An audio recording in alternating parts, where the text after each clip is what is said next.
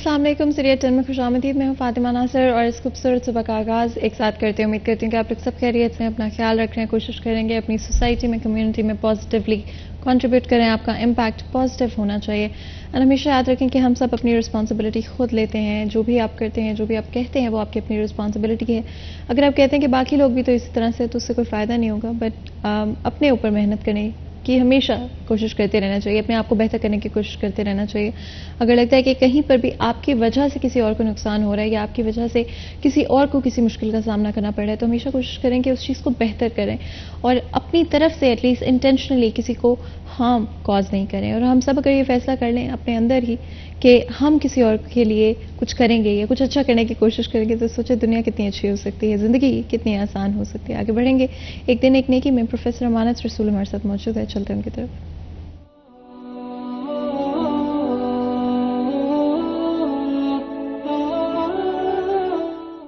बिस्मिल्लाहिर्रहमानिर्रहीम। रसूलुल्लाह सल्लल्लाहु अलैहि वसल्लम के साहबजादे हज़रत इब्राहीम का जब इंतकाल हुआ, सैयदना अबू बकर सिद्दीक़ और सैयदना फ़ारूक़ आज़म रज़ियल्लाहु तआला अन्हुमा आपकी खिदमत में ताज़ियत के लिए हाजिर हुए, तो सैयदना फ़ारूक़ आज़म ने कहा कि अल्लाह के हक़ को रसूलुल्लाह सल्लल्लाहु अलैहि वसल्लम से ज़्यादा कोई नहीं जानता। आपने अपने बेटे के इंतकाल पर आपने ये फरमाया कि आँखों से आंसू जारी हैं, दिल गमज़दा है, लेकिन हम अपनी ज़ुबान से कोई ऐसी बात नहीं निकालेंगे जो हमारे रब की नाराज़गी का बाइस बने।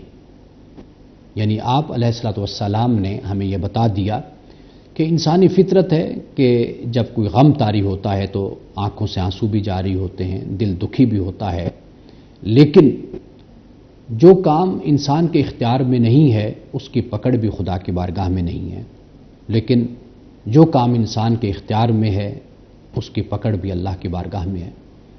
गम की हालत में इंसान अपनी ज़ुबान को कंट्रोल करे, कोई ऐसी बात अपनी ज़ुबान से ना निकाले जो नाशुक्री की बात हो, बेसब्री का मुजाहरा हो, बल्कि सब्र के साथ और सब्र का पहाड़ बनकर इंसान मौजूद रहे, खामोश रहे। तो ये जो तरीका है ये अल्लाह सुब्हानहु व तआला को पसंद है। हमारे लिए यही तालीम है कि खुशी हो या गमी, दोनों हालतों में हमें हुदूद से कभी बाहर नहीं जाना चाहिए। वो हुदूद जो अल्लाह ने, अल्लाह के दीन ने बयान की हैं, और वो हुदूद यही हैं कि इंसान की आंखों से तो आंसू जारी होते हैं, दिल भी गमगीन होता है, लेकिन अपनी ज़ुबान से कभी ऐसी बात नहीं निकालनी चाहिए कि जो अल्लाह ताला को पसंद ना हो।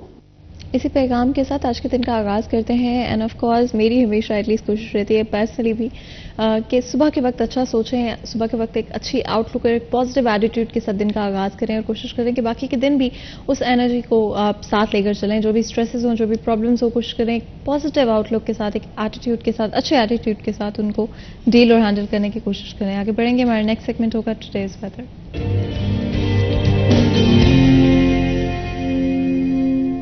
मरियम रज़ा हमारे साथ मौजूद होंगे, चलते हैं मरियम की तरफ।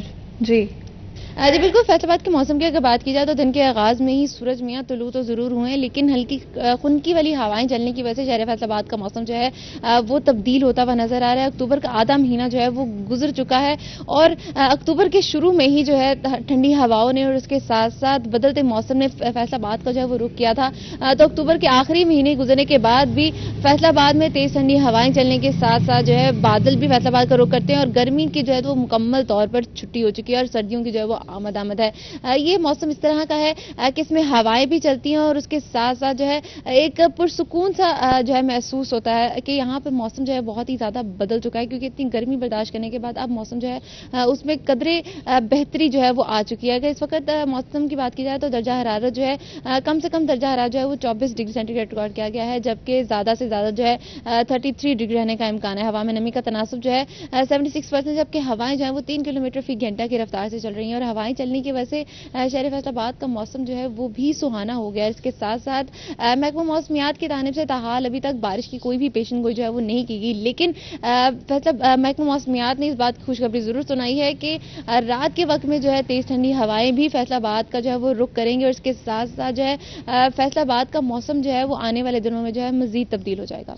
जी बहुत बहुत शुक्रिया मरियम इस अपडेट के लिए। आप लोगों ने सुना कि मौसम तेज़ी से तब्दील होता हुआ नज़र आ रहा है। ऑफ कोर्स बदलते हुए मौसम के साथ अपना खास ख्याल रखें। आजकल आई थिंक हर किसी को गले की खराश या थोड़ा सा ज़ुकाम महसूस हो रहा था। कुछ तो वो मौसम की तब्दीली है और कुछ आई थिंक एटमॉस्फेयर में पोल्यूशन बहुत ज़्यादा है, और सर्दियाँ जब आती हैं तो आई थिंक उससे ज़रा आप इम्पैक्ट होने लगते हैं। तो कोशिश करें कि अगर आप स्पेशली बाहर जा रहे हैं रात के वक्त, शाम के वक्त, तो अपने फेस को ज़रूर कवर करके बाहर जाएं, और कोशिश करें कि घर पर रहते हुए भी अगर आपको रात को ठंड महसूस होती है तो कोई ना कोई स्वेटर या कुछ ना कुछ, स्वेटर का तो मौसम नहीं आया अभी, लेकिन अपने आप को एटलीस्ट कवर आप कर सकते हैं। ओवरऑल कोई ना कोई चीज़ ज़रूर इस्तेमाल कर सकते हैं। इसके अलावा आगे बढ़ेंगे। हमारी आज की टॉप स्टोरी, एक ही टॉप स्टोरी है आज, और मेरे ख्याल है बहुत ही ज़रूरी आज की हमारी पहली टॉप स्टोरी।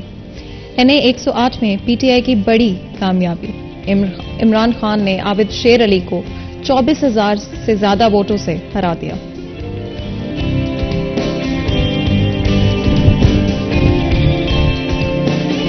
जी ये थी हमारी आज की टॉप स्टोरी, जिस तरह से मैंने कहा कि आज की एक ही हमारी टॉप स्टोरी है, और बहुत ही इंपॉर्टेंट फैसलाबाद शहर के हवाले से अगर हम बात करते हैं NA 108 के इलेक्शंस के हवाले से काफ़ी टाइम से हम डिस्कशंस करते रहे हैं, और ये बहुत ही बड़ा क्वेश्चन मार्क था कि इन इलेक्शंस में कौन जीतेगा।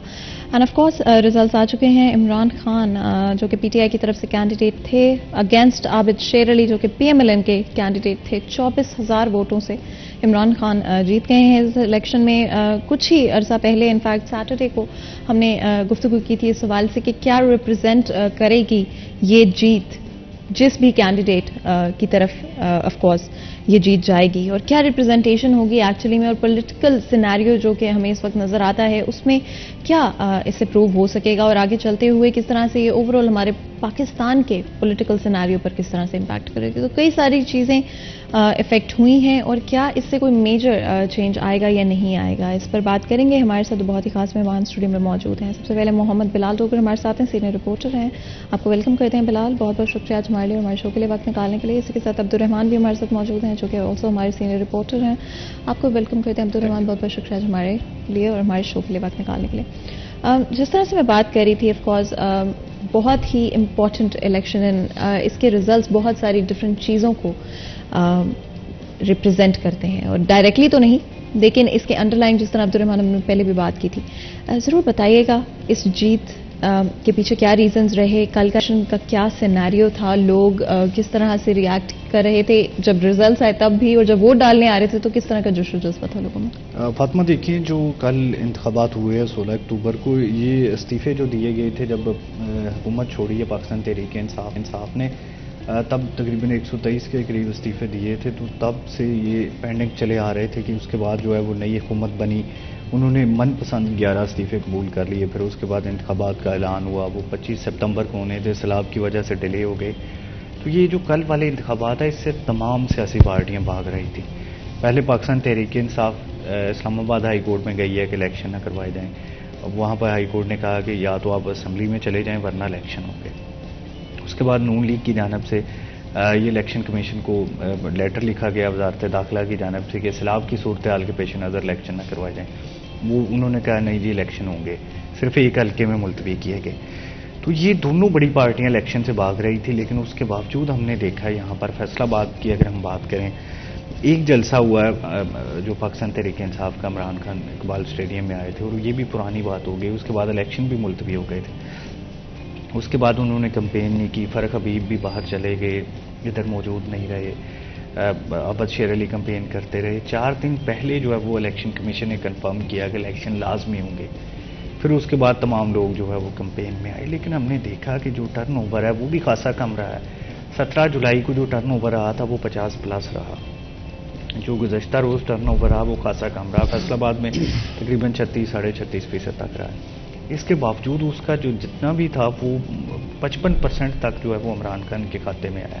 बाकी जो है 45% तमाम सियासी पार्टियों के खाते में आया, जिसमें आबिद शेर अली 40% है, या 1-2% तहरीक लब्बैक है, या आज़ाद उम्मीदवारों के हिस्से में आया।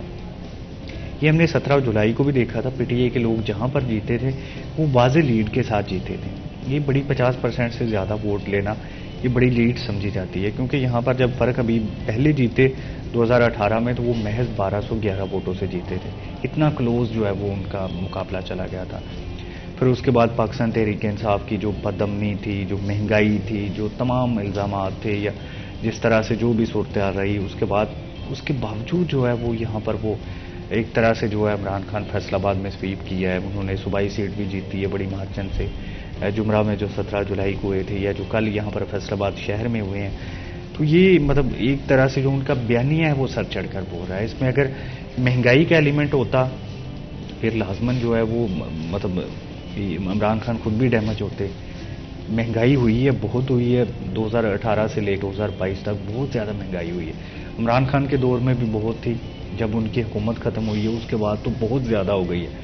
لیکن اس میں یہ چیزیں نظر آ رہی ہیں کہ شاید مہنگائی سے زیادہ جو چیزیں ڈیمیج کر رہی ہیں وہ بیانیہ کر رہا ہے کہ جو پی ڈی ایم جماعتوں کے پاس کوئی بیانیہ اس وقت موجود نہیں ہے. جو ان پر الزامات لگائے جاتے رہے کہ ان کی کانسپائریسی کے ذریعے حکومت ختم ہوئی، سائفر آیا، فلاں ڈمکان، اس کا ان کے پاس کوئی کاؤنٹر نیریٹو نہیں تھا. مریم نواز باہر چلی گئی، ان پہ جو الزامات لگتے ہیں، جو ڈاکو فلاں ڈمکان باہر چلے جاتے ہیں، تو وہ انفارچونیٹلی ان الزامات کو سچ ثابت کرتے رہے. عمران خان وزارت عظمیٰ کی کرسی سے ہٹنے کے باوجود یہیں پر موجود رہے. یہ آپ پاکستان کی تاریخ دیکھ لیں کہ جہاں پر جو بھی پرائم منسٹر کی کرسی سے ہٹتا ہے وہ سب سے پہلے جیل جاتا ہے. نواز شریف کی مثال لے لیں، بے نظیر کی لے لیں، زرداری کی لے لیں، تمام لوگ جو بھی ہٹتے ہیں وہ جیل جاتے ہیں. تو وہ ادھر بیٹھے رہے ہیں، باہر نہیں گئے. مطلب یہ کچھ چیزیں ہیں جو ان کے حق میں جاتی رہی ہیں یا اپنے حق میں استعمال کرنا سیکھ لی ہیں. یہ بڑی بات ہے. تو یہ تمام جتنا بھی سینیریو تھا اس کو بہترین طریقے سے عمران خان نے اپنے حق میں استعمال کیا ہے اور اس وجہ سے جیت گئے ہیں. جبکہ جو پی ڈی ایم کا بیانیہ ہے وہ بہتر ہوتے ہوئے بھی وہ اپنے حق میں چیزیں استعمال نہیں کر پاتے. ان کا بہت ہی جو نیریٹو ہے بہت ماٹھا ہے، 90 کی دہائی کا ہے. جو ان کی پالیسیز ہے، جو ان کی اسٹریٹجی ہے، سب کچھ وہ 90 کی دہائی سے باہر نہیں نکل رہے. یہاں پر شیر علی 2-3 بار جیتے ہیں، میئر بھی رہے ہیں، ان کا بیٹا بھی میئر ہے. عابد شیر علی لگاتار 3 بار جیتے ہیں. لیکن وہی پرانی اسٹریٹجی کے تحت، نئی اسٹریٹجی ان کے پاس نہیں ہے. نوجوان ان کے پاس نہیں ہے، خواتین ان کے پاس نہیں ہیں. وہ پرانے بابے ان کے پاس ہیں جو ایجڈ ہو گئے ہیں، اب جن کے پاس انرجی نہیں رہی. ادھر کل جتنے بھی انٹرویوز ہم نے کیے، جتنے بھی لوگ ملتے تھے آ کر، وہ جو پی ٹی آئی کے لوگ تھے، یہ میں اکثر ریپیٹ کرتا ہوں کہ وہ بہت نوجوان تھے، ینگ، بالکل پہلا ووڈ کاسٹ کر رہے ہیں. اینڈ آئی تھنک یہ پی ٹی آئی کی سب سے ایک انٹرسٹنگ اسٹریٹجی رہی ہے یوتھ کو اپنے ساتھ انوالو کرنا. And I think one of the first parties in Pakistan جس نے سوشل میڈیا کے تھرو، آف کورس اب تو ہر کوئی استعمال کر رہا ہے، لیکن I think that's where it started. وہ جو ایک نیا ٹرینڈ یوتھ کو انوالو رکھنے کا، سوشل میڈیا کا استعمال کرنے کا. بلال اگری کریں گے کہ سوشل میڈیا کا استعمال بہت سگنیفیکینٹ رہا ہے پی ٹی آئی کی یوتھ اسٹریٹجی میں؟ فاطمہ بہت شکریہ. آپ کے والی بات کو میں سیکنڈ کروں گا، ایسے کہ تاحال ابھی تک بھی جو عبدالرحمان نے کہا یہ بالکل بات صحیح ہے کہ پاکستان مسلم نون یا پاکستان پیپلز پارٹی، چلے پاکستان پیپلز پارٹی تو یہ آن کرے کہ ہم 2 سیٹوں پہ کھڑے تھے، دونوں جیت گئے، وہ تو 100% رزلٹ لے گئے ہیں. کس کا نقصان ہوا؟ نون لیگ کا ہوا اور بہت برے طرح سے ہوا. اور یہ دیکھیں کہ ایک چیز جو آپ نے بھی کہی، عبدالرحمان نے کہی، 90 کی دہائی کی سیاست نہیں چل رہی. آپ ینگ فیسز لے کے آنے پڑیں گے نون لیگ کو. اور یہ نہیں ہے کہ آپ کے ینگ فیس کون تھا، عابد شیر علی ہی پاکستان کے یہ صدر رہ چکے یوتھ ونگ کے، تو یہ لوگوں نے ریجیکٹ کیا ہے. آپ کو یہ سمجھنا ہوگا. اگر آپ کہیں گے عمران خان سے آپ اس کا کمپیریزن کریں گے، انہوں نے دیکھے میرے خیال میں عبدالرحمان اس چیز کے گواہ ہیں، عمیر عظمت ہمارے بتاتے رہے. آپ دیکھیں کہ جیسے انہوں نے الیکشن سے پہلے نوٹیفکیشن بانٹے ہیں، ایسے تھے جیسے ریل فیل کر دیے، ہر بندے کو اختیار دے دیا. کوئی ٹریڈرز ونگ ہے، کوئی یوتھ ونگ ہے، کوئی یوتھ فورس ہے، کوئی آئی ایس ایف ہے. مطلب ایسی ہمیں چیزیں نظر آئی. سوشل میڈیا ہے، بہت ساری چیزیں سامنے آئی. پھر سوشل میڈیا کے اوپر ہی فیصل آباد سے ایک لڑکا ہے سعود بٹ، وہ آج نون لیگ کا بڑا سرکردہ رہنما تھا، جسے مریم نواز اسٹیج پہ بھی کھڑا کیا کرتی تھی. وہ پچھلے کچھ ماہ سے بالکل مکمل طور پہ کٹ آف ہے اور وہ الزام لگا رہا ہے کہ میں نون لیگ کے ساتھ ہوں، ہمیشہ رہوں گا. لیکن نون لیگ کی سوشل میڈیا کے اندر ایک ایسے لوگ بیٹھے ہوئے ہیں جو کہ ہائی جیک کر کے بیٹھے ہیں اور اسے چلنے نہیں دیا جا رہا، اور ہم جیسے لوگ جو خدمت کرنا چاہتے ہیں نکال دیں. ایک طرف یہ ہے، دوسری طرف پاکستان تحریک انصاف کا جو کہ خود کنٹرول کر رہے ہیں. وہاں ایسی کوئی شکایت نہیں ہے، وہ ٹرینڈ چلاتے ہیں، اسے بھرپور طریقے سے وائل کرتے ہیں. اچھا دیکھیں، پاکستان مسلم نون کی طرف سے الزام بھی لگایا جاتا ہے کہ یہ ٹرینڈ سیٹ کرتے ہیں سوشل میڈیا پہ، تو آپ بھی چلائیں، آپ کے پاس بھی پلیٹ فارم تو وہی ہے. لیکن اگر ہم NA 108 کی بات کریں گے تو میرے خیال میں عابد شیر علی نے ایک اچھا کام کیا. کل رات ہار مان لی, انہوں نے مہنگائی کو اس کا معرض الزام ٹھہرایا کہ مہنگائی کی وجہ سے رات کے جو حاشر نے ان کے ساتھ انٹرویو کیا تو انہوں نے کہا کہ مہنگائی اس کی مرکزی وجہ ہے جس سے میں ہارا ہوں. میں دوبارہ عوام کے اندر جاؤں گا اور چاہوں گا اگلی بار بہتر پرفارم کر سکوں. تو جو میرے خیال میں عابد شیر علی کو ایک اور جو اتنا ڈفرنس پڑا ہے اس کی ایک بنیادی وجہ عابد شیر علی کا 3.5 سے 4 سال اس حلقے سے غائب رہنا بھی تھا. لوگ کہہ رہے تھے طاہر جمیل زیادہ کمپیریٹیولی بہتر ہے.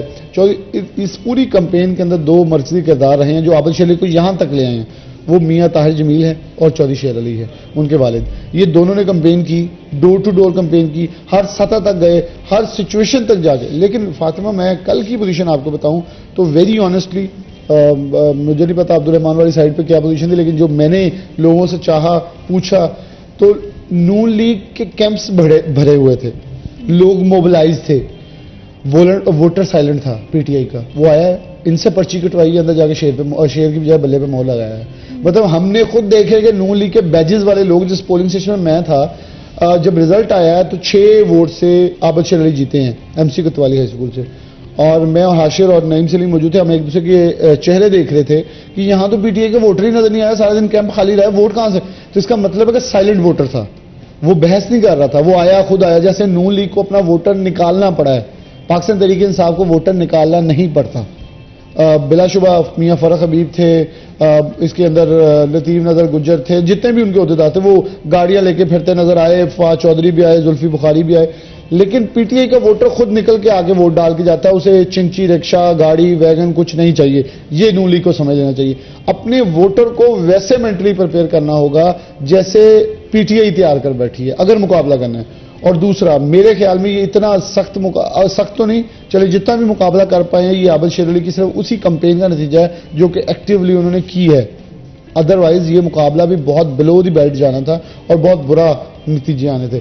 لیکن اس کے اندر ایک چیز ہے, اگر ہم ملتان اور ہمارے نزدیک جو 2 حلقے, ایک شرکپور ننکانہ صاحب والا کیونکہ ایک دیہاتی حلقہ ہے تو وہاں سے شذرا منصب جو ہیں وہ 11,000 کے قریب لگ بھگ ہاری ہیں. تو وہاں بھی انہوں نے اپنی کمپین, کیوں وہ موجود تھی, اچھا وہاں بھی ایک پوزیشن ہے کیونکہ یہ رانا تنویر جو فاقی وزیر ان کے بہو ہیں, یہاں سے ان کے والد ایم این اے رہ چکے تھے, یہ بھی کسی اور علاقے سے آئی ہوئی ہیں لیکن یہاں رہتی ہیں, اپنی کمپین کرتی ہیں. لیکن آگے سے شرکپور سے جو پی ٹی آئی کو یہ سمجھنے کی ضرورت ہے, جیسے علی موسیٰ کے مقابلے میں مہر بانو ہاری ہے, شرکپور سے ان کے ایک امیدوار ہاری, کہ اب پاکستان تحریک انصاف کے اندر ہی پارٹی بدلنے والے اور موروثی سیاست والوں کی کوئی جگہ نہیں ہے. اینڈ یہ ایک بڑی امپورٹنٹ چیز ہے کہ ڈیفینیٹلی ہم نے دیکھا ہے کہ بار بار لوگ چینج کر لیتے ہیں جی لائلٹیز اپنی پارٹی کے ساتھ, ڈفرینٹ چیزوں کی وجہ سے جو بھی عوام کے ساتھ زیادہ پاپولر ہے اس کی طرف ہوتے ہوئے نظر آتے ہیں.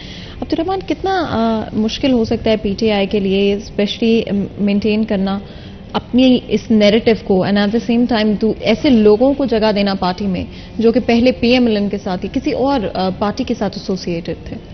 دیکھیں فاطمہ, لگ رہا تھا کہ شاید جو اپنا جو ہے وہ اس طرح سے وہ نہ جاری رکھ سکے, لیکن یہ 6-7 ماہ سے ایک ہی پیس سے عمران خان چل رہے ہیں. دیکھیں مارچ سے لے کر اب تک انہوں نے اگریسو پیس ہی رکھی ہے, جو جیسے فاسٹ بولر کی ہوتی ہے کہ وہ اگریسو انداز میں چلتا ہے, تو وہ بڑی کامیابی انہیں مل رہی ہے. ابھی تک ان کی پیس نیچے نہیں آ رہی, اور اس وجہ سے جو ان کا ووٹر چارج ہے, لیکن وہ ان کو فیصل آباد میں یا دوسرے شہروں میں اس طرح سے کمپین بھی نہیں کرنی پڑی. میں نے بتایا نا کہ 4 دن پہلے تک تو یہاں پر فرق حبیب بھی نہیں تھے, کوئی کمپین نہیں ہو رہی تھی, کوئی پیسہ نہیں بانٹا. بلال نے بھی کہا کہ یہاں پر کوئی چنچی رکشا گاڑیاں بھی یوز نہیں کرنی پڑی, ووٹر ایز خود آ کے ووٹ ڈالتا رہا.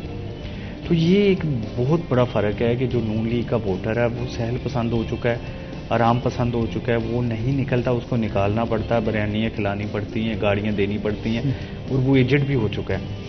نیا خون ان کے پاس نہیں ہے, اور مزے کی بات یہ ہے کہ نئے خون کو اٹریکٹ کرنے کے لیے بھی ان کے پاس کچھ نہیں ہے. اچھا, اس کے پیچھے کیا ریزن لگتا ہے عبد الرحمان, کیوں یوتھ کے ساتھ کنیکٹ نہیں کر پا رہی دوسری پارٹی؟ دیکھیں یہ بلاول مطلب 35-36 سال کے ہیں, مریم نواز 50-55 سال کے ہیں, اور عمران خان جو 70 سال کے باپی ہو کر یوتھ کو اٹریکٹ کیے ہوئے ہیں.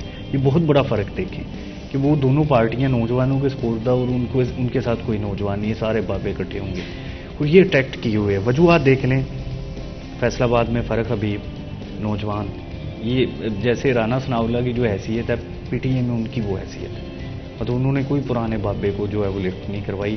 نئے لڑکوں کو آگے لے کر آئیں. مراد سعید دیکھ لیں, اس طرح ہر ضلع میں جو ان کے مطلب لوگ بیٹھے ہوئے ہیں, زلفی بخاری ہے یا مطلب شہباز گل دیکھ لیں, نوجوان ان کے آپ کو ارد گرد ملیں گے. شاہ محمود قریشی وغیرہ جو وزیر خارجہ رہے ہیں وہ سائڈ پہ ہوں گے, وہ گلے کرتے ہیں کہ عمران خان لفٹ نہیں کرواتا.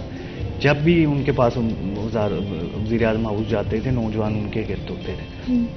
تو یہ وہ لوگ ہیں جو ان کے اتنا بھی سافٹ ویئر ہے لے کے چاہ رہے ہیں. پھر جو جدید گیجٹس آتا ہے اس پر وہ ٹویٹر سپیس پہ دیکھیں انہوں نے جب پروگرام کیا تھا تو پہلی دفعہ عوام کو جو ہے وہ عام لوگوں کو پتہ چلا تھا کہ یہ بھی کوئی چیز ہے. اچھا, دیٹس ویری انٹرسٹنگ, اسپیشلی جس طرح میں پہلے بھی کہہ رہی تھی کہ آپٹیملی اسے استعمال کرنا اینڈ عوام کے ساتھ کنیکٹ کرنا, نوجوانوں کے ساتھ کنیکٹ کرنا, یہ کسی بھی پارٹی کی آئی تھنک شامل ہونی چاہیے پالیسی کے اندر, جو بھی ان کی اسٹریٹجی ہے اس کے اندر. مزید گفتگو کریں اس سے پہلے بریک لیتے ہیں, کہیں مت جائے گا, ہمارے ساتھ رہیے گا.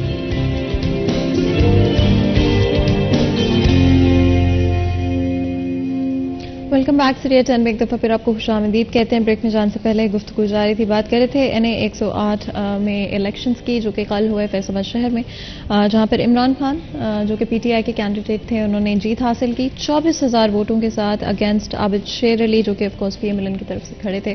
اینڈ جہاں پر ایک طرف ہم بات کرتے ہیں ڈفرینٹ اسٹریٹجیز کی جو کہ ڈفرینٹ پارٹیز یا کینڈیڈیٹس کی طرف سے ان دا پاسٹ یوز کی گئی ہے عوام کے ساتھ کنیکٹ کرنے کی.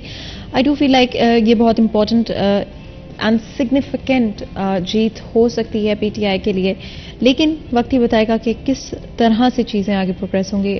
بلال, جب آپ دیکھتے ہیں اس سیناریو کو, کرنٹ پولیٹیکل سیناریو کو, ہم جانتے ہیں کہ at least from March moving forward general elections کے بارے میں بات چیت کی گئی ہے, لیکن اس ڈائریکشن میں جاتے ہوئے نہیں نظر آ رہے ہیں. کیا آپ کو لگتا ہے کہ یہ الیکشنز اس ڈائریکشن میں پش کر سکتے ہیں؟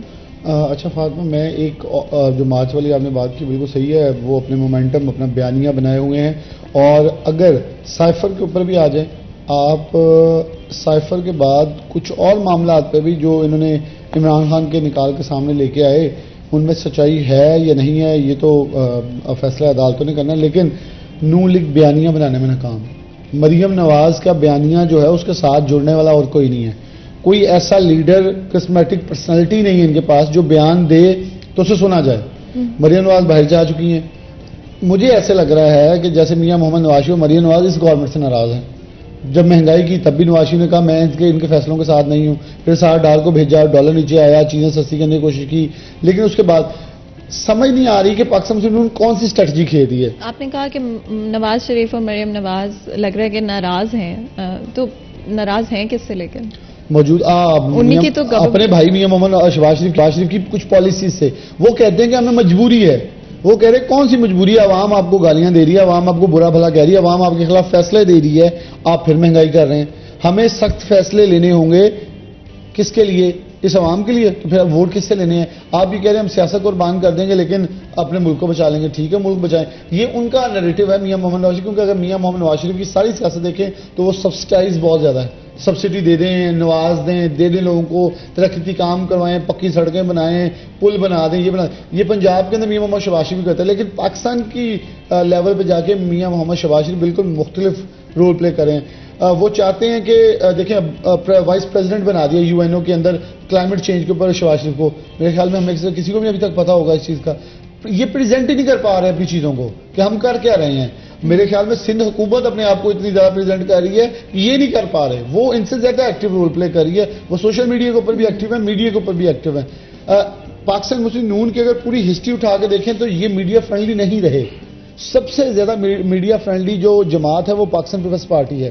یہ اس کو کریڈٹ جائے گا کیونکہ وہ میڈیا کے ساتھ انٹریکٹ کرنا ہے. میڈیا مینجمنٹ ایک پوری تھیوری ہے, اس کو جانتے ہیں.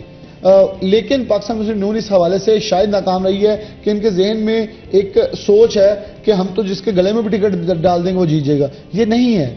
انہیں نیچے اترنا پڑے گا, گراؤنڈ ریئلٹی پہ آنا پڑے گا. اور خاص طور پر پاکستان مسلم نون اگر ٹکٹوں کے حوالے سے دیکھیں بڑی نالائق جماعت رہی ہے کہ یہ دیکھتے ہیں کہ ساری جماعتیں ٹکٹیں دیتے ہیں پھر ہم دیں گے, اپنے لوگوں کو خود ناراض کر لیتے ہیں. تو بہت ساری جگہ پہ پور مینجمنٹ, جیسے ہم نے پچھلے ضمنی انتخابات میں 20 حلقوں میں غلط ٹکٹیں دیکھی اور دیں اور نون لیگ ہاری.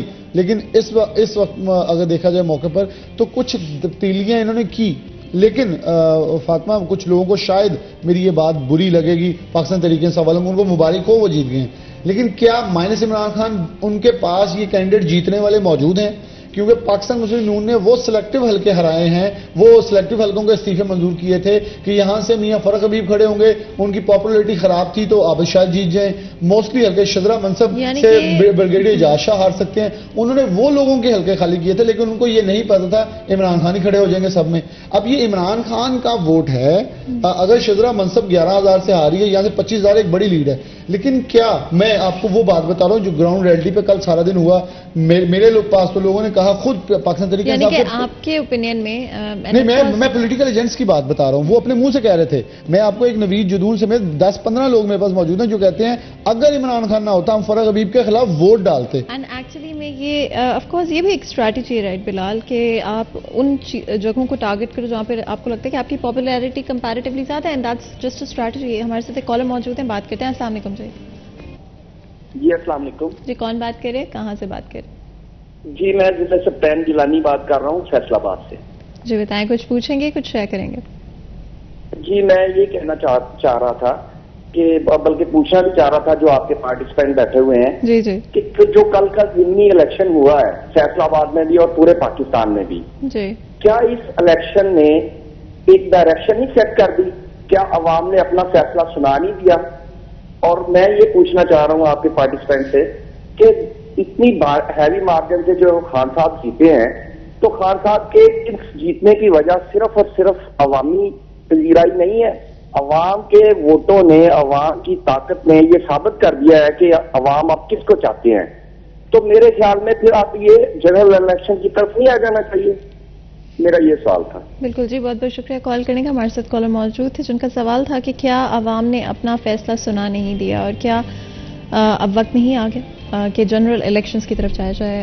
عبد الرحمان کیا کہیں گے اس حوالے سے؟ فاطمہ یہ بات بالکل درست ہے، مارچ سے جو ہے وہ پاکستان تحریک انصاف انتخابات کی بات کر رہی ہے، اس سے پہلے دوسری جماعتیں کرتی رہی ہیں کہ جلد انتخابات کروا دیے جائیں اور اب وہ چمٹے بیٹھے ہوئے ہیں حکومت سے۔ دیکھیں برطانیہ سے یہ سارا سسٹم ہم نے لیا ہے عدم اعتماد کا یا پارلیمانی نظام، وہاں پر 90% کیسز میں جب بھی حکومت عدم اعتماد کے ذریعے تبدیل ہوتی ہے نا، وہ سب سے پہلے آ کے جنرل انتخابات کرواتے ہیں۔ صرف 10% کیسز میں ایسا ہوتا ہے کہ وہ عام انتخابات نہیں کرواتے۔ تو یہ ایک بڑا مسئلہ ہے کہ یہاں پر اب ضمنی انتخابات 2 بار بڑے بڑے ہو چکے ہیں، 20 حلقوں پہ ہوئے ہیں صوبے کے، وہاں پر جو ہے پی ڈی ایم کے حصے میں ذلت آئی، ابھی یہاں پر انہوں نے کروائے ہیں تو اس سے بھی جو ذلت ہے وہ مزید بڑھ گئی ہے، اور جو سمجھ لیں کہ جو ان کی ہار کا تناسب ہے مسلسل بڑھتا ہی چلا جا رہا ہے۔ تو یہ اب جنرل انتخابات اب نہیں کروائیں گے، جب بھی کروائیں گے تو یہ ذلت مزید تھوڑی ایکسٹرا ان کے حصے میں آئے گی، کیونکہ یہ بڑا مسئلہ بن چکا ہے کہ عام انتخابات کے بغیر اب یہ سسٹم چلنے والا نہیں ہے، کوئی بھی اعتماد کرنے کے لیے ان پر تیار نہیں ہے۔ اسٹیبلشمنٹ پوری قوت کے ساتھ ان کے ساتھ کھڑی ہے، لیکن اس کے باوجود ہم دیکھتے ہیں کہ مہنگائی نیچے نہیں آ رہی، اس کے باوجود کوئی صورتحال بہتر نہیں ہو رہی۔ تو یہاں پر کیا بچا ہے؟ دیکھیں مہنگائی جینون ہے، سارا کچھ ہے، ٹیکسز ہے، لیکن جب ایک فریش مینڈیٹ والی حکومت کرتی ہے تو اس کو اندازہ ہوتا ہے کہ یہ 4-5 سال کے لیے وہ کرے گی، یہ 3-4 سال کے لیے یہ، پھر اس کے بعد ریلیف آ جائے گا یا جو بھی کرنا ہے انہوں نے۔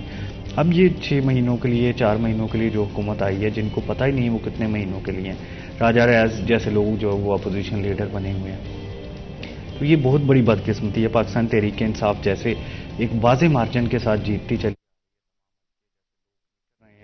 جس طرح سے چیزیں ہو رہی ہیں، تو یہ جنرل انتخابات جتنی تاخیر سے ہوں گی اتنا زیادہ فائدہ پی ٹی آئی کو ہوگا، اتنا زیادہ نون لیگ کو نقصان ہوگا۔ مارچ میں اگر عام انتخابات ہوتے تو شاید نون لیگ حکومت بنا لیتی، میجورٹی نہ بھی ملتی تو سادہ اکثریت کے ساتھ حکومت میں آ جاتے، لیکن اب یہ جتنے دن تاخیر کیے جا رہے ہیں اپنے لیے مزید گہرے گڑھے جو ہے وہ کھوتے جا رہے ہیں۔ دیکھیں انہوں نے جتنے بھی کیسز بنائے یا جتنا بھی جو نیریٹو بنانے کی کوشش کی عمران خان کے خلاف، آڈیو لیکس کر کے دیکھ لی، کچھ بھی کر کے دیکھ لیا، ایک وہ ہوتی ہے جو پاپولیرٹی۔ عمران خان اس وقت اپنی مقبولیت کی جو انتہا پر موجود ہے، جہاں پر ان کا مقابلہ کرنا ابھی ممکن نہیں رہا۔ کچھ حالات ایسے بن گئے اور کچھ انہوں نے حالات اپنے حق میں ایسے یوز کر لیے۔ جاتے وقت پیٹرولیم مصنوعات کی قیمتوں کو انہوں نے بریک لگا دی کہ اب یہ جون تک ایسے ہی چلیں گی، بجلی کی قیمتیں کم کر دیں، اور تقریباً وہ 6-7 مہینوں سے IMF ڈیل سے ویسے ہی باہر ہو گئے تھے۔ یعنی کہ وہ بڑا آئیڈیل وقت تھا جب اگر وہ خود بھی حکومت چھوڑتے تو شاید جو ہے انہیں زیادہ فائدہ نہ ہوتا۔ اچھا عبد الرحمان، یہ بہت اگین امپورٹنٹ چیز ہے جب آپ دیکھیں کہ کس طرح سے جو بھی گورنمنٹ ہوتی ہے وہ آگے کے لوگوں کے لیے کہیں نہ کہیں پہ لوپ ہولز چھوڑ جاتے ہیں. کہیں نہ کہیں آپ ضرور کچھ نہ کچھ آپ جیسے ضرور کر بیٹھتے ہیں جس کی وجہ سے آپ عوام کے ساتھ انپاپولر ہو جاتے ہیں. ہمارے ساتھ کالر موجود ہے, بات کرتے ہیں. السلام علیکم جی. السلام علیکم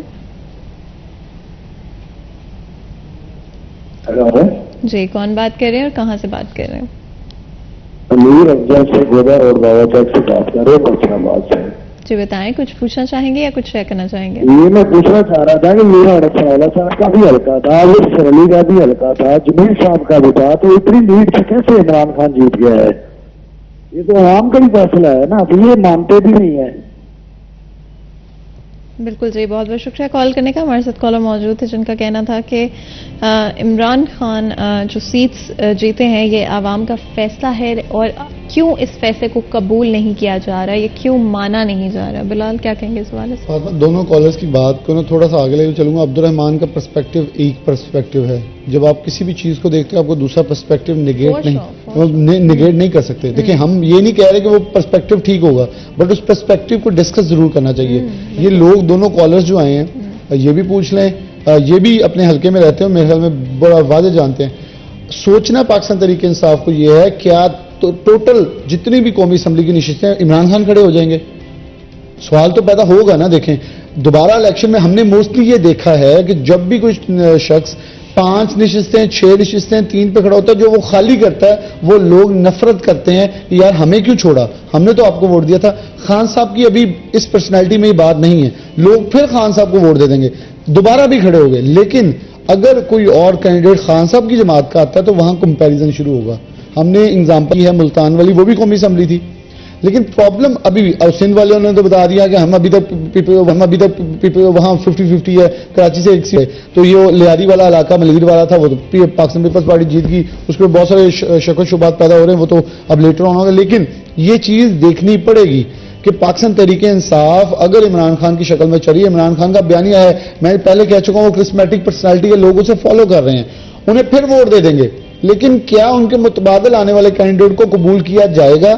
یہ لیڈ 24,000 کی اچھی لیڈ ہے, بہت بڑی لیڈ ہے. جب فرق حبیب جب کوئی بھی پرسنالٹی یہاں اترے گی میدان کے اندر, تو کیا یہی ہوگی کہ وہ سچویشن آپ کو بھی, اور میرے خیال میں عبد الرحمان اس علاقے کے قریب رہنے والوں میں سے بھی ہیں, تو یہ وہاں جانتے وہاں ان کی پوزیشن کیا تھی, جیت ہار کہاں کھڑی ہوتی. کمپیریزن تب ہوگا جب عمران خان اب حقیقت میں اپنے کینڈیڈیٹس اتاریں گے, ان کینڈیڈیٹس کو بھی دیکھا جائے گا. کیونکہ پاکستان تحریک انصاف کے اپنے لوگ کہتے رہے کہ 2013 اور 2018 کے اندر ہم نے کچھ غلط ٹکٹیں دیں, تو کیا اب عمران خان, کیونکہ ایک بوسٹ ہے نا. ایک اور بات بتا دوں فاطمہ, جب ایک جماعت بہت زیادہ اپر لیول پہ ہو, اپر ہینڈ پہ ہو, وہ ٹکٹوں کی تقسیم میں غلطیاں کر جاتی ہے, جیسے پاکستان مسلم یونین نے 2018 میں کی, اور نتیجہ دیکھا سب نے. آپ نے بالکل صحیح کہا بلال, اینڈ آئی ریممبر کہ آپ پہلے بھی یہی بات کرتے تھے کہ کتنا امپورٹنٹ ہے کینڈیڈیٹس ہونا اور کینڈیڈیٹس کے آپشنز ہونا. لیکن اس سے پہلے کہ مزید گفتگو کریں, بریک لیتے ہیں, کہیں ہونا چاہے گا ہمارے ساتھ.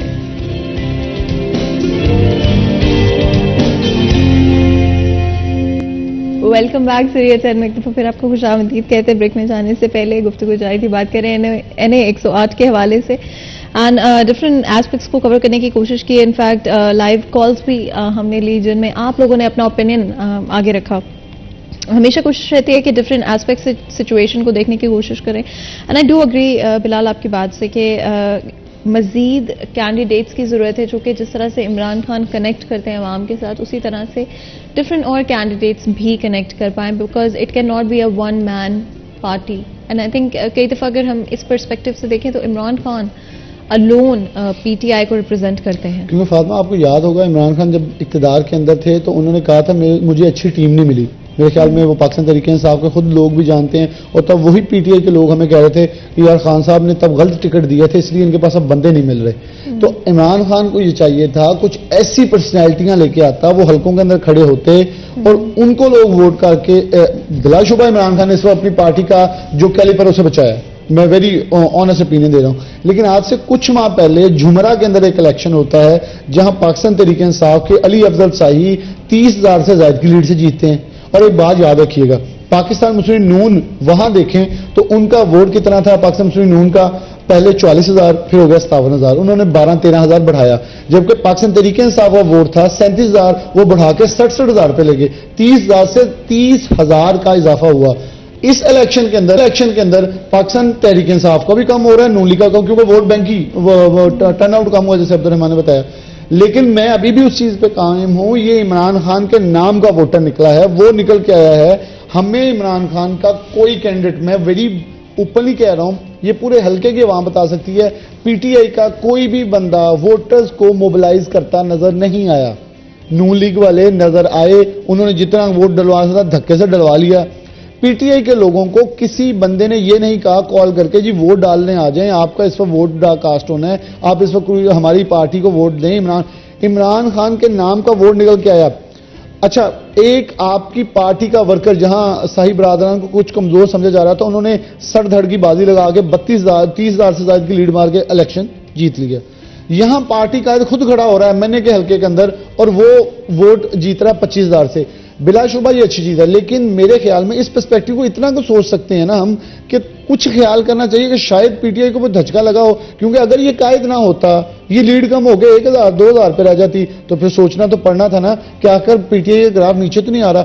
ہم دیکھیں, جرنلسٹ ہیں عبد الرحمان, میں ہم اپنا پرسپیکٹو رکھ سکتے ہیں کہ اس سوچ سے بھی سوچنا ہوگا جماعت کو. کچھ جو جماعتیں جن میں پاکستان مسلم نون موجود, ہم اگزامپل دے رہے ہیں نون لیگ کی, جب یہ بوسٹ پہ تھے تو انہوں نے کہا جی جس کے گلے میں, میں وہ نام نہیں لیتا, جس کے گلے میں بھی آپ ٹکٹ ڈال دیں نون لیگ کی جیت جائے گا. ٹھیک ہے, وہ پھر ہم نے دیکھا وہ جماعت پٹی, لوگوں نے اس زبان کو, اس تکبر کو تھوڑا سا ڈاؤن کیا.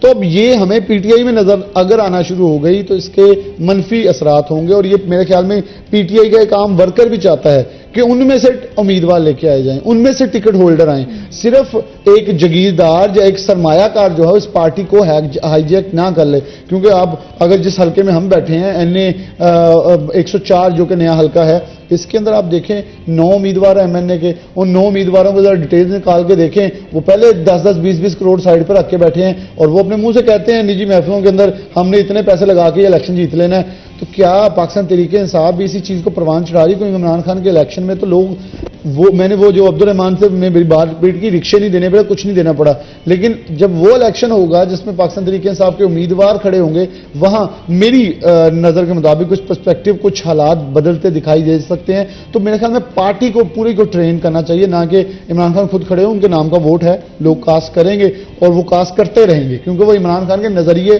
عمران خان کی کرسمیٹک پرسنالٹی کو لائک کرتے ہیں, نہ کہ عمران خان کے ادر لوگوں کو. ہاں, ان میں سے 50% آ جائیں گے عمران خان کے نام کے, ان کا امیدوار ہے, ہم نے ڈالنا ہے, لیکن 50% سوچیں گے پھر. ہاں, and I do agree with that کہ ڈیفینیٹلی کچھ نئے چہروں کے ساتھ کچھ ایکسپیرینسڈ چہرے بھی ضروری ہیں, کچھ نئے چہرے بھی ضروری ہیں. عبد الرحمان, 2 چیزیں اگر آپ کلیریفائی کریں. ایک تو کہ کیا نئے چہرے جو کہ ان ایکسپیرینسڈ ہیں, is it worth bringing them in? Because پہلے بھی یہ ایک شکایت رہی ہے, ایک کنسرن رہی ہے ڈفرینٹ پارٹیز کے ساتھ پاکستان میں, کہ ان ایکسپیرینسڈ لوگوں کو بار بار آگے لایا جاتا ہے, جن کے پاس صحیح ایکسپیرینس نہیں ہوتا, سیکھنے میں اتنا وقت لگ جاتا ہے, جب تک امپلیمنٹیشن کی طرف آتے ہیں وقت ہاتھ سے جا چکا ہوتا ہے. اور کیا آنے والے وقت میں آپ کو لگتا ہے کہ جنرل الیکشنز ممکن ہو پائیں گے؟ فاطمہ, دیکھیں عمران خان عام انتخابات کی بات کر رہے ہیں, اور یہی ان کا جو بڑی دیر سے چل رہا ہے. اسی وجہ سے انہوں نے کراچی کا جب ہلکا الیکشن میں حصہ نہیں لیا تو اس کا ٹرن اوور کتنا رہا, صرف 10% تک اس میں فیصلہ ہوا. اس کے بعد جب حصہ لیا ضمنی انتخابات میں ٹرن اوور بڑھنا شروع ہو گیا. تو یہ ایک طرح سے بتایا جا رہا ہے اسٹیبلشمنٹ کو کہ اس وقت جو پاپولر پارٹی ہے وہ پاکستان کی کون سی ہے.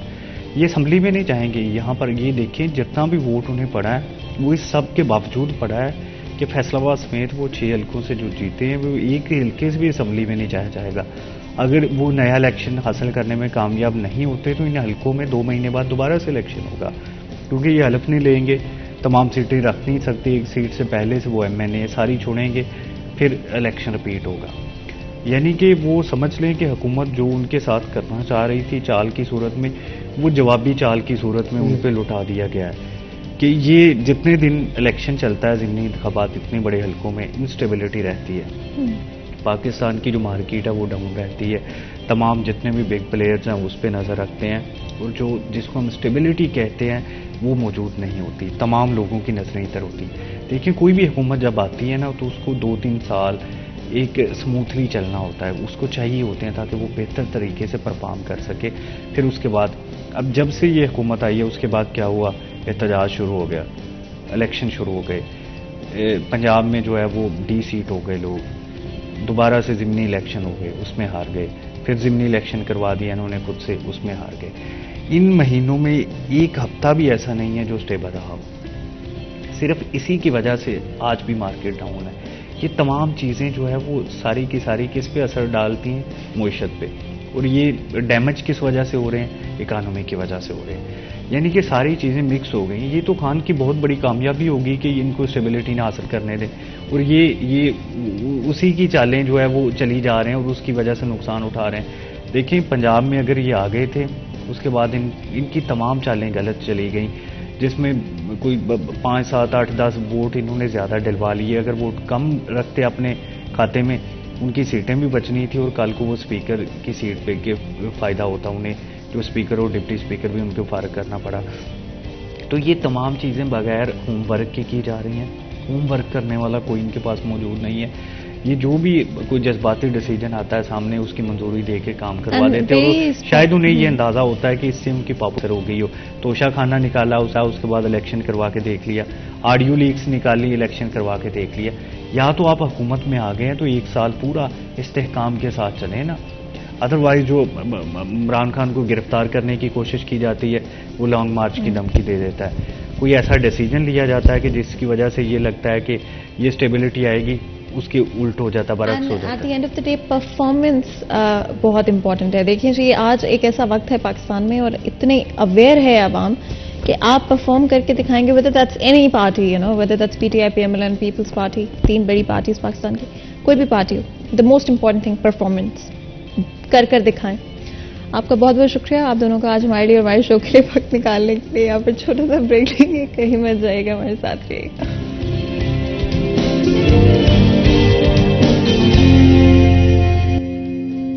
Welcome back. سٹی ایٹ 10 میں ایک دفعہ پھر آپ کو خوش آمدید کہتے ہیں. بریک میں جانے سے پہلے گفتگو جاری تھی, بات کی NA 108 کے الیکشنز کے حوالے سے, PTI کی جیت کیا ریپرزینٹ کرتی ہے. آگے بڑھیں گے, ہمارا نیکسٹ سیگمنٹ ہوگا آج کے بھاؤ.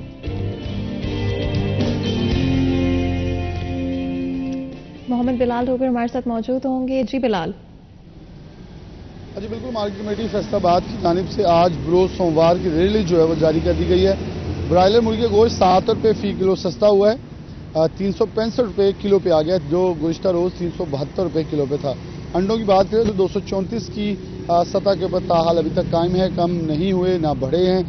سبزیوں کے اندر بھی کم اتار چڑھاؤ دیکھا جا رہا ہے. آج آلو کا چھلکا 78 روپے ہے, پرانا 54 پہ ہے, آلو نیا 34 پہ ہے, پیاز 125 روپے کلو ہے. ٹماٹر 10 روپے مہنگے ہوئے, 190 سے 200 روپے کلو ہو گئے ہیں. ادرک تھائی لینڈ 5 روپے مہنگے ہوئے ہیں, 225 سے 230 کے ہوئے ہیں. سبز مرچ 300 روپے سستی ہوئی ہے, 390 سے 360 روپے کلو ہو گئی ہے. پھول گوبھی 10 روپے مہنگی ہوئی ہے, 95 سے 105 روپے کلو. بینگن 10 روپے مہنگے ہوئے ہیں, 40 روپے سے 50 کے ہوئے ہیں.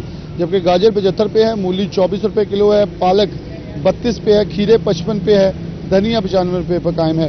سیب کالا کلو سب پھلوں کے اندر مکمل طور پر استحکام دیکھا جا رہا ہے.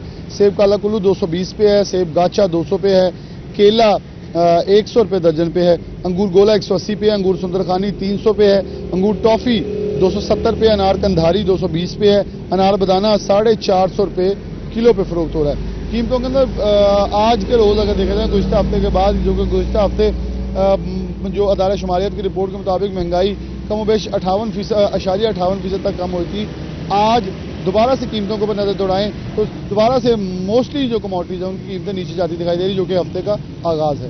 جی بہت بہت شکریہ بلال. اس اپڈیٹ کے لیے آپ لوگوں نے سنا کہ مارکیٹ میں کیا ریٹس ہیں. اسپیشلی یہ چیز کا دھیان بھی رکھا کریں اور یاد بھی رکھا کریں کہ اگر آپ کو کوئی اوور چارج کرتا ہے, کہیں پر آپ کو لگتا ہے کوئی ریٹ لسٹ اویلیبل نہیں ہے, تو لازمی طور پہ آپ رپورٹ کر سکتے ہیں. وہاں سے خریداری مت کریں جہاں پہ آپ کو لگتا ہے کہ کسی بھی طرح سے آپ کو اوور چارج کیا جا رہا ہے. آگے بڑھیں گے اور کوشش کریں گے کہ سیکنڈ ہاف میں कुछ इंपॉर्टेंट चीज़ों के बारे में बात करें. ऑफ कोर्स फैसलाबाद शहर की बात करें और टेक्सटाइल की बात ना करें मुमकिन नहीं है. और आज कोशिश करेंगे ना सिर्फ पॉलिसीज़ के हवाले से बात करें, ओवरऑल इकोनॉमी की जो सिचुएशन है उसकी भी बात करें.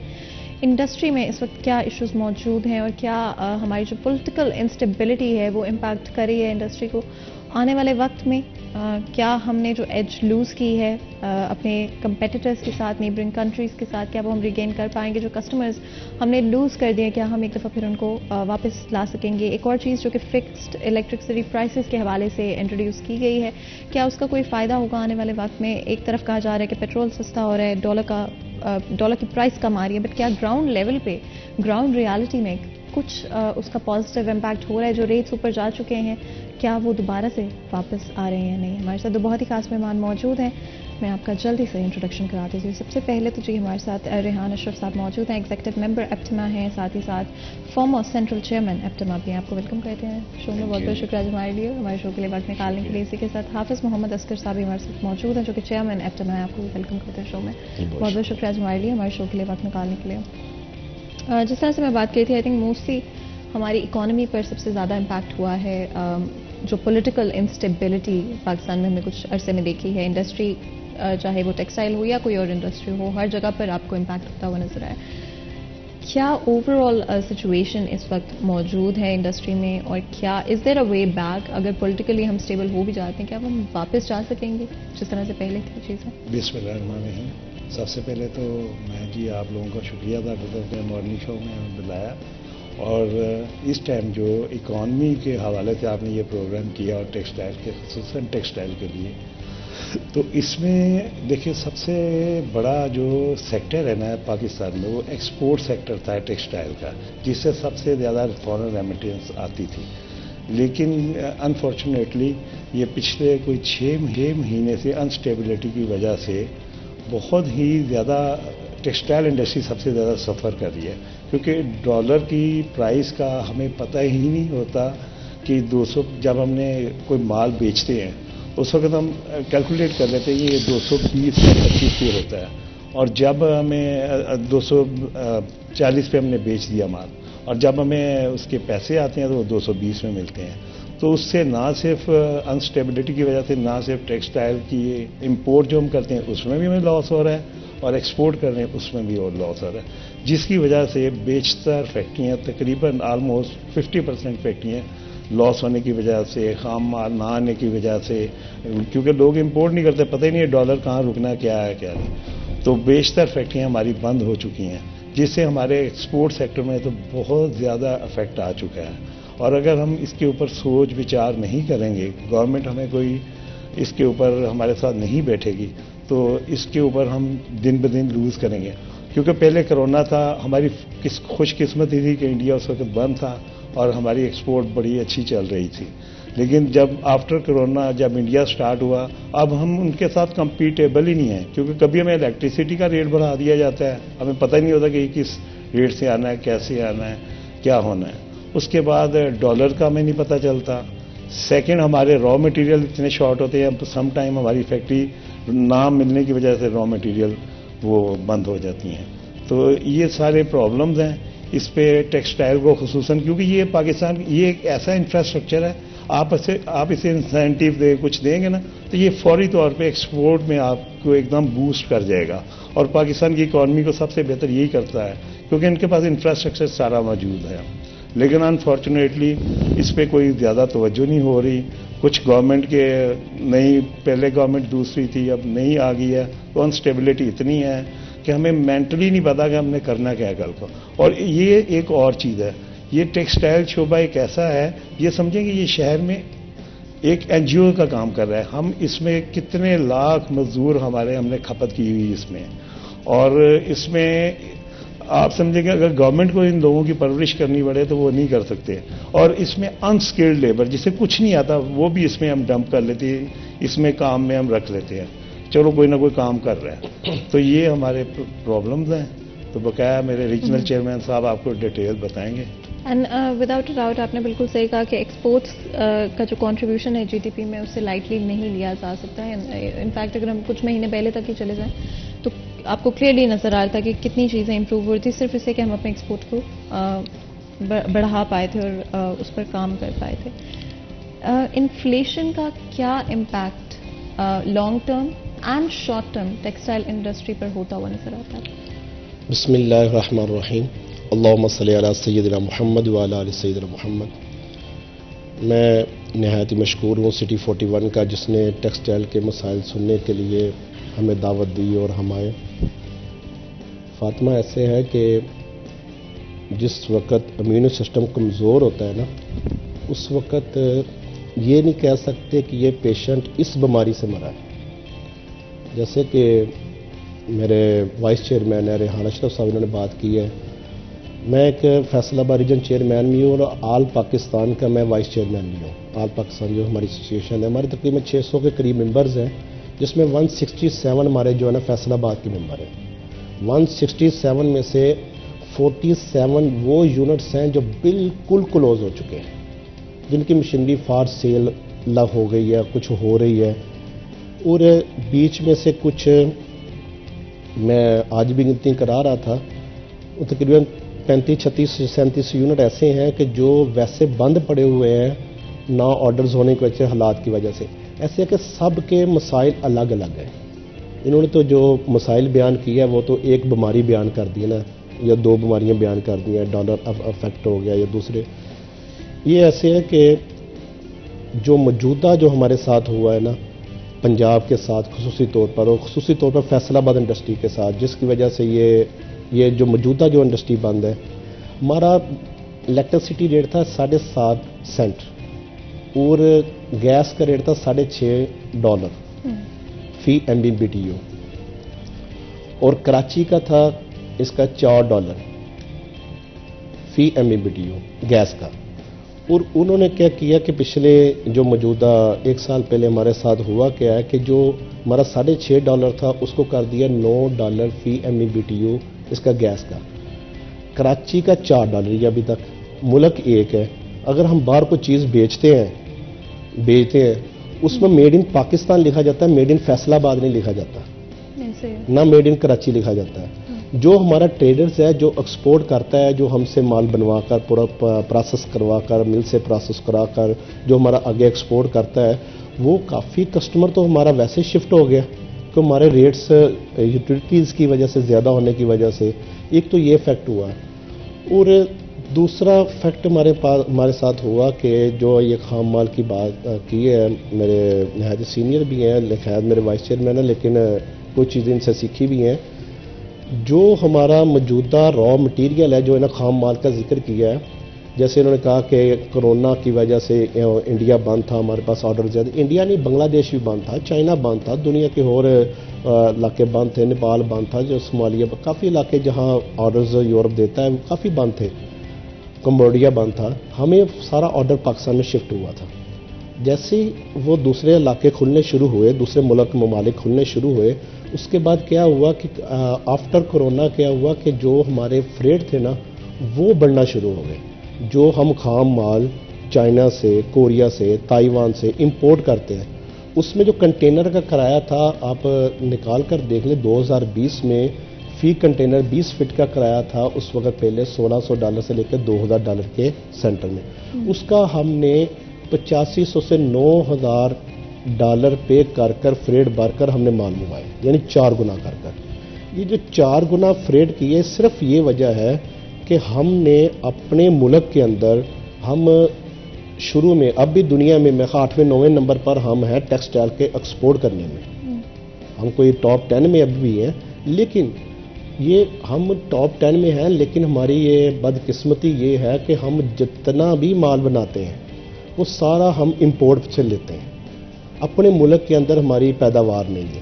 را مٹیریل پیٹرو کیمیکل لگا لیں، جی. کیونکہ اس وقت جو کاٹن ہے ہمارے ملک کے اندر سمجھ لیں کہ 70% ہمارے اپنے ملک سے پوری ہوتی، 30% وہ بھی ہم باہر سے منگوا رہے ہیں، یارن کی شکل میں، کاٹن کی شکل میں، مختلف چیزوں کی شکل میں. لیکن جو ہمارا ہے نا، جو اس کے علاوہ پیٹرو کیمیکل یعنی پولسٹر والا چیز ہوگی، وسکوس ہوگی، اور سنتھیٹک جو کپڑے جو چیزیں ہیں، وہ ہمیں ہر چیز اب بھی باہر سے منگوانی پڑتی ہیں. وہ جو باہر سے دنیا بدل رہی ہے، ہم اپنے آپ کو نہیں بدلے. ہماری ریفائنری جو لگی پاکستان میں چھوٹی چھوٹی، وہ آج بھی ڈیزل، پٹرول اور موبلائل علیحدہ کرنے والی لگی ہوئی ہیں. یعنی ہم نے کروڈ آئل منگوایا اور یہ کر کے ہم نے پیٹرو کیمیکل پر آج تک کام نہیں کیا. ہم فائبر ہے، پلاسٹک کی کچھ چیزیں ہیں، شاپر ہے، اس کے بعد جو پولسٹر ہے اس میں جو چیزیں ہیں جو ہماری مینوفیکچرنگ ہے وہ پاکستان میں ہو، ہم دنیا کا مقابلہ کر سکے. ہمیں پیچھے ہمارے ساتھ یہ ہوا کہ ہم نے جو کرونا کے بعد آفٹر کرونا میں ایک فریٹ کا مسئلہ ہوا، ایک یہ ہوا کہ جو چیز جیسے ویم ہے، ونائل اسٹیٹ مونومل ہے، ونائل کے نام سے، وہ پیٹ میں بھی استعمال ہوتی ہے ویم، اور یہ ہمارے کپڑے میں بہت اس کا را مٹیریل کا عمل دخل ہے، کافی کیمیکلز اس سے بنتے ہیں. یہ را مٹیریل میں ایک مثال دی ہے. اس کا تھا ہمارا کرونا سے پہلے $1 ریٹ تھا، ٹھیک ہے، بقایا اوپر فریٹ پڑتا تھا، $1 ریٹ تھا. لیکن جب آفٹر کرونا ہوا، ان کی فیکٹریاں بعد میں چلی کی، وہ ہم نے $4 میں پرچیز کیا. آرڈر تو ہم نے پرانے لیے ہوئے تھے جو ہمیں ملے ہوئے تھے، دنیا بند تھی اور ہم نے آرڈر لیے ہوئے تھے. ہم امپورٹ کی وجہ سے کافی فیکٹریوں کو اتنا لاس ہوا، آج تک وہ نہیں چل سکی. اینڈ آپ نے بالکل صحیح کہا کہ ڈیفینیٹلی بیڈ پالیسیز بہت بڑا امپیکٹ ہوتی ہے. آپ دوسرے را مٹیریلس کی بات کریں، لیکن اگر ہم صرف کاٹن کی بات کر لیتے ہیں تو کتنا بڑا ایشو ہے انڈسٹری میں کاٹن کا پورا نہ ہونا، کوئی پلاننگ نہیں ہوتی ہے. ہر سال تقریباً ہم ایک شارٹیج ایکسپیرینس کرتے ہیں. جی اچھا، یہ نا سب سے بڑی جو پرابلم ہمیں فیس کرنی پڑ رہی ہے نا کاٹن کی، اس میں مسئلہ یہ ہے کہ اب ایک بیلٹ ہے، اس کے اوپر پہلے کاٹن ہی ہوتی تھی، گورنمنٹ نے ڈیفائن کی تھی ادھر کاٹن ہونی ہے، ادھر گنا ہونا ہے، ادھر گندم ہونی، ادھر مکئی ہونی ہے. اب ہوا کیا کہ پچھلے سالوں میں وہ ترتیب ہی الٹ ہوگی. جو کاٹن کی بیلٹ تھی ادھر گنا پیدا شروع ہو گیا، گرو کرنا شروع کر دیا، اور جو کاٹن آہستہ آہستہ آہستہ وہ کم ہوتی گئی.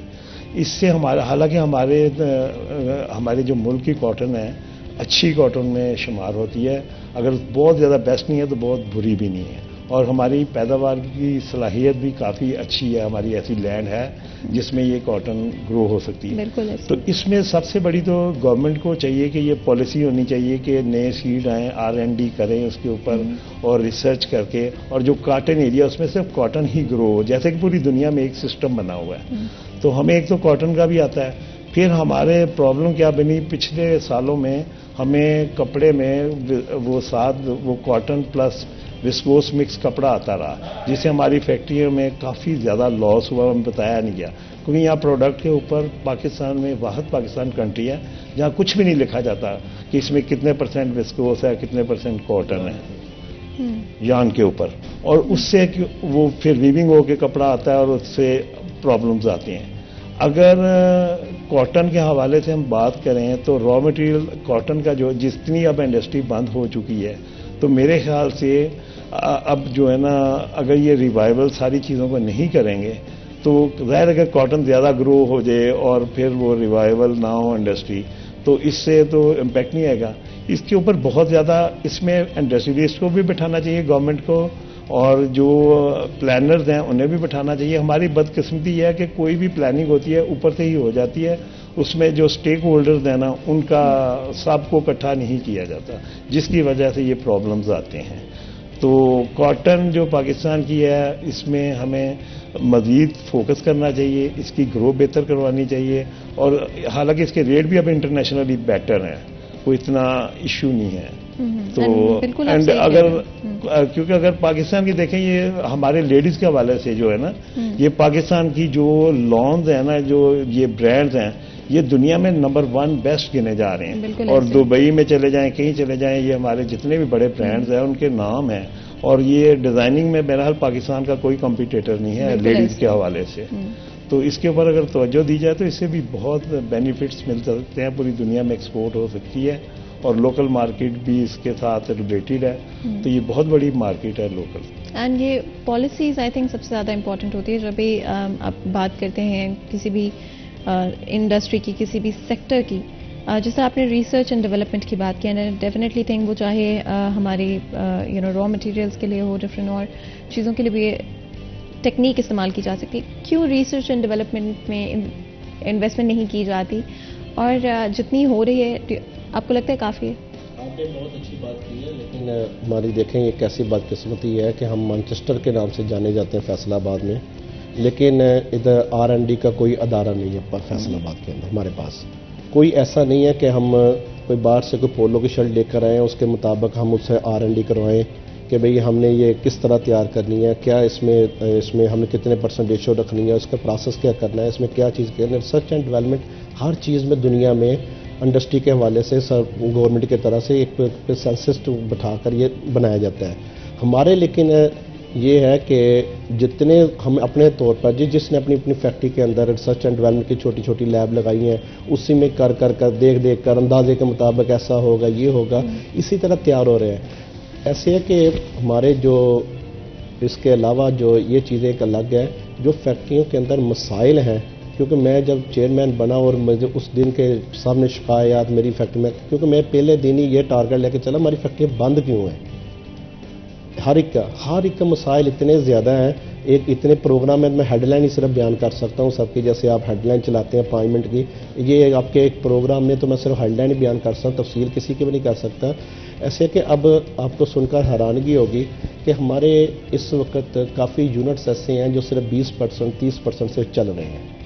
بڑے بڑے یونٹس ایسے ہیں جو 50% سے اوپر نہیں چل رہے ہیں. لیکن جو سرکاری ہمارے پر لوازمات ہیں، سوشل سیکورٹی، OBI یا FBR کے معاملات، وہ اپنے آپ کو پچھلے سالوں سے ہمیں یہ نہیں ہے کہ ان کے پاس کام نہیں چل رہا، کہ جتنا کام چل رہا ہے اس کے مطابق وہ ماننے کو تیار ہی نہیں ہے اس چیز کو، وہ بھی ہمیں پورے کے پورے پے کرنے پڑتے ہیں. اب میں مثال دوں، بہت بڑی ہماری ایک فیکٹری، بڑا پرانا نام ہے حلال ٹیکسٹائل کے نام سے، میاں آفتاب صاحب کی ہے. وہ بہت پرانی فیکٹری، کتنے میں 50 سال وہ گورنمنٹ کو ٹیکس بھی دیتی رہی اور سارا کچھ کرتی رہی، OBI سوشل سیکورٹی پے کرتی رہی. اب ان کا یونٹ 1 سال سے بند ہے. اب گورنمنٹ نے وہ سال جب بند ہے اس کا بھی لوازمات سوشل سیکورٹی، OBI سب نے ان کی طرف نکالے ہوئے ہیں. اچھا، یہ ویری انٹرسٹنگ کہ گورنمنٹ کی پرائیورٹیز اس وقت سیٹ نہیں ہو پا رہی ہیں. آف کورس کسی بھی گورنمنٹ کو آ کر سیٹل ہونے میں 1-2 سال لگ جاتے ہیں، بٹ جس طرح سے حالات چل رہے ہیں، کب آئے گی پولیٹیکل اسٹیبلٹی، اور آف کورس اکنامک اسٹیبلٹی ہمیشہ پولیٹیکل اسٹیبلٹی سے اٹیچڈ ہوتی ہے. مزید گفتگو کریں اس سے پہلے بریک لیتے ہیں. کہیں مت جائے گا ہمارے ساتھ.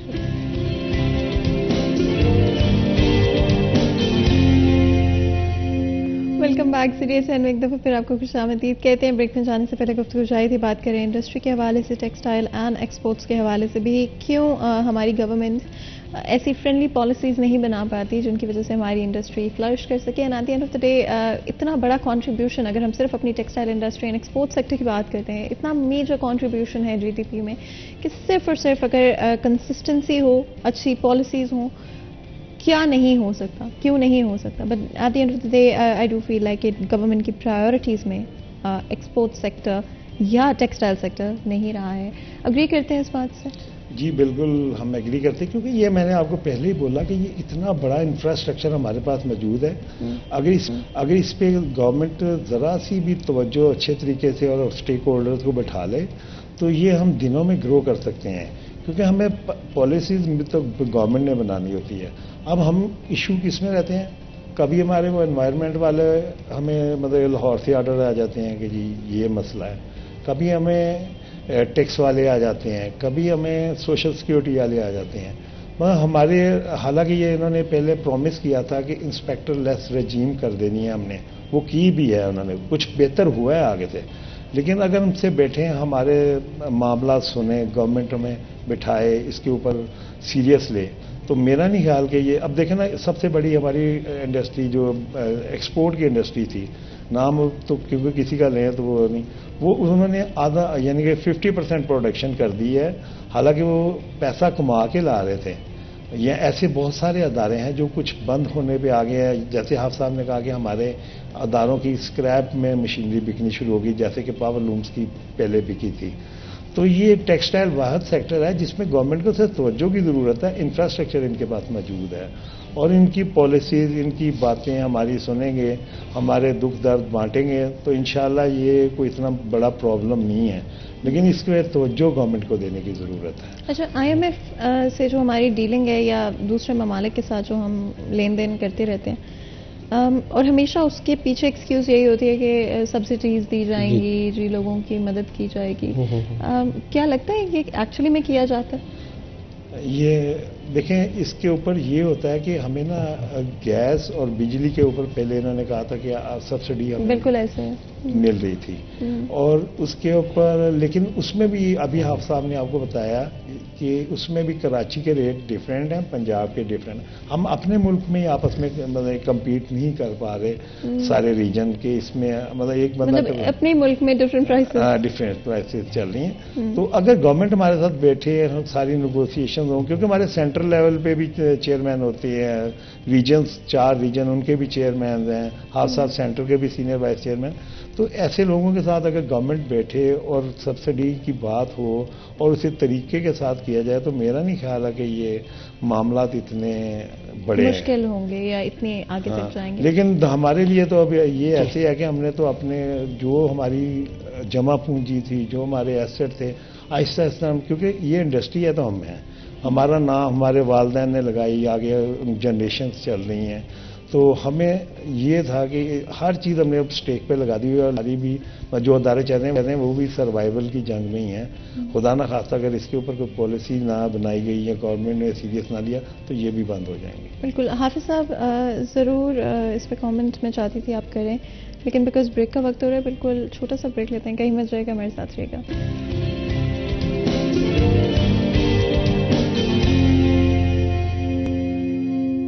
वेलकम बैक सिटी एट 10 में एक दफ़ा फिर आपको खुशामदीद कहते हैं। ब्रेक में जाने से पहले गुफ्तगू जारी थी, कोशिश करते हैं अपने डिस्कशन को रैप अप करें और जितनी भी चीज़ें हम डिस्कस कर पाए हैं उनको एक फॉर्मेट में लाने की कोशिश करें। गवर्नमेंट को अगर एडवाइस देनी हो तो आपकी क्या एडवाइस होगी? जी, गवर्नमेंट को एडवाइस ये है कि मौजूदा आपने देखा होगा सैलाब जब आया और कितने पाकिस्तान का नुकसान हुआ, इस फ्लड की वजह से पाकिस्तान को कितनी इकॉनमी को नुकसान हुआ। इसका ये है कि हमारे जो इलाके इस वक्त बंजर पड़े हुए हैं, कुछ बलूचिस्तान का बहुत ज़्यादा ज़मीन बंजर पड़ी हुई है जहाँ कनाल सिस्टम नहीं है, नहरी निज़ाम नहीं है। पंजाब के जनूबी पंजाब के भी कुछ इलाके हैं और जहाँ हमारा कनाल सिस्टम ज़्यादा हो, वहाँ फसल ज़्यादा हो, वहाँ जैसे सर कह रहे थे कोई कमाद वाली इलाके डिक्लेयर ना भी करें हमारा, क्योंकि ज़राअत किसी भी शक्ल में होगी, जो ज़राअत है वो पाकिस्तान का जीडीपी, हर मुल्क का जीडीपी ऊपर लाने में बड़ा किरदार होता है। सबसे पहला नंबर हमेशा जो आता है वो एग्रीकल्चर का या मादनियात का, जो भी चीज़ें जो अल्लाह ताला की तरफ से ऑर्गेनिक जो इनामात होते हैं उसकी वजह से होता है। वो चीज़ें हमारे पास काफ़ी ज़मीन अभी बंजर पड़ी हुई है। हमने पिछले 40 साल से कोई कनाल सिस्टम नहीं बनाया, कोई नई नहरी निज़ाम नहीं बनाया, कोई डैम्स की तरफ तवज्जो नहीं है। ये हम आपस में पॉलिटिकल आपस में लड़ाई झगड़ों के अलावा, पर यहाँ डैम नहीं बन सकता, यहाँ ये इलाका नहीं बनने देता। सर पाकिस्तान का सोचें, पाकिस्तान के लिए क्या चीज़ ज़रूरी है, ठीक है? एक दूसरे के इलाका, एक दूसरे की सियासत को ना देखें। पीटीआई नून लीग पीटीआई, ये लड़ाई से अलावा पाकिस्तान को कोई देखे, पाकिस्तान में कौन सी चीज़ की ज़रूरत है, ठीक है? उसके अलावा जो है ना, हमारे जो आप कहते हैं गवर्नमेंट को क्या एडवाइस करके देखें, हमारा जो पासपोर्ट है, इमिग्रेशन है, हमारे एक्सपोर्ट वाले बंदे को सबसे पहले तो दूसरे मुल्क में जाना ही बहुत बड़ा कमाल होता है, जाकर ऑर्डर्स लेने के लिए। उसका वीज़ा पाकिस्तानी पासपोर्ट भी इतना मुश्किल मिलता है, करता है, जब मर्जी जिसका मर्जी रिजेक्ट कर देते हैं। हमारा कोई ना कोई उनकी खारजा पॉलिसी इतनी अच्छी होनी चाहिए हमारी। हमें कम अज़ कम उस मार्केट में जाने के लिए इंडस्ट्री होल्डर जो है या हमारा जो ट्रेडर्स एक्सपोर्ट वाला है उसको वीज़ा मिले, इंडस्ट्री वाले को मिले, इंडस्ट्री वाला खुद जाकर डील करे, जाकर करे काम। लेकिन अक्सरियत जो है ना, हमारे वीज़े रिजेक्ट हो जाते हैं मुख्तलिफ मुल्कों में जाने के लिए, ये मामला की वजह से। और उसके अलावा ये देखें, गवर्नमेंट को बैठकर ये सोचना चाहिए, इकॉनमी पाकिस्तान की है, पैसा पाकिस्तान का है, बांग्लादेश में क्यों गया है? बांग्लादेश में हमारी फैक्ट्री क्यों लगी है? उधर क्यों इतनी कामयाब हो गई हैं? उन्होंने कौन सी ऐसी पॉलिसी दे दी है जिसकी वजह से हमारा इंडस्ट्री ओनर सब कुछ सेल कर उधर चला गया है? मेरे मेंबर्स हैं उधर गए हैं, क्यों गए हैं? उनको ये चीज़ों की तरफ गौर करें, कौन सी ऐसी चीज़ है जो उनको मिली है। इधर हमें इंडस्ट्री के अंदर, सॉरी मैं आपकी बात काट रहा हूँ, इंडस्ट्री के अंदर, क्योंकि टाइम थोड़ा है, मेरे मसाइल बहुत ज़्यादा है, मेरे मेंबर सारे इंडस्ट्री के अंदर देखें हमारे ऊपर, जैसे सर एनवायरनमेंट की बात कर रहे थे, एनवायरनमेंट वाला आता है, ठीक है, मैं गैस हमें नहीं मिल रही, हम सोलर फ्यूल को इस्तेमाल करें, सोलर फ्यूल जला रहे हैं। सोलर फ्यूल जलना है जब देखो उसमें हमने जितने मर्जी इक्विपमेंट लगाए हैं, لیکن دن میں 2 3 4 مرتبہ کبھی جب اس سے ٹرپ ہو کر چلنا ہے اس کا دھواں آنا ہے 2 3 منٹ آئے گا. وہ ایسی اس کی پکچر بناتے ہیں, ہمارے ممبرس پر ایف آئی آر کاٹی جاتی ہے. ایف آئی آر اس کو کچہری میں ضمانت کے لیے چلے جاتے ہیں, وہ چور ڈاکوؤں کی طرح اس کو ضمانت کرانی پڑتی ہے. میڈم یہ جو اس کے بعد یہ سوشل سیکورٹی کے پیچھے ذکر کر رہے تھے, جب بند یونٹسوں پر ایف آئی آر کیوں کاٹی گئی ہے؟ ٹھیک ہے, ان پر وہ چور ڈاکو ہیں ساری عمر, وہ 50 سال سے زیادہ انہوں نے فیکٹری چلائی ہے, 50 سال سے زیادہ انہوں نے گورنمنٹ کو ٹیکسز دیے ہیں. ابھی کئی ایسے ہمارے ٹیکس ہولڈر ہیں, ہمارے تقریباً ہمارے جو یونٹس ہیں جتنے بھی ہیں, ہماری ایوریج جو نکلتی ہے انکم ٹیکس کے ہمارے جو یونٹس کی ایوریج نکلتی ہے 5 ملین سالانہ نکل رہی ہے. سیل ٹیکس نہیں, میں صرف انکم ٹیکس کی بات کر رہا ہوں. کیا آپ لوگوں سے کبھی ریحان صاحب بات چیت کی گئی ہے گورنمنٹ کی طرف سے, کسی ڈسکشن کے لیے انوائٹ کیا گیا؟